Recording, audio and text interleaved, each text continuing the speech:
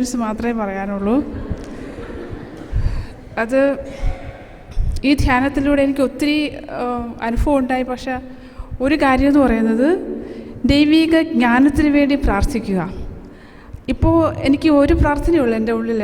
ഇപ്പോൾ ഞാൻ നടക്കുമ്പോഴും കിടക്കുമ്പോഴും എപ്പോഴും ഒരു പ്രാർത്ഥന, ദൈവമേ നിൻ്റെ ദൈവിക ജ്ഞാനം കൊണ്ട് തന്നെ നിറയ്ക്കണമേ. ആ ഒരു പ്രാർത്ഥന മാത്രം.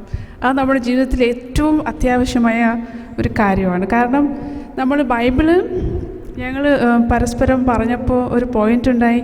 നമ്മുടെ ജീവിതത്തിലെ ഒരു നിധി എന്ന് പറയുന്നത് നമ്മൾ വഹിക്കുന്ന നമ്മുടെ ബൈബിളാണ്. ബൈബിൾ. അപ്പോൾ ഈ ബൈബിളിൽ അടങ്ങിയിരിക്കുന്ന കാര്യങ്ങൾ അല്ലെങ്കിൽ നിഗൂഢത മനസ്സിലാക്കണമെങ്കിൽ നമുക്ക് ദൈവിക ജ്ഞാനം വേണം. അപ്പം അതുണ്ടെങ്കിൽ മാത്രമേ നമുക്ക് അതിലൊളിഞ്ഞിരിക്കുന്ന നിഗൂഢത മനസ്സിലാക്കുവാനും അതനുസരിച്ച് ജീവിക്കുവാനും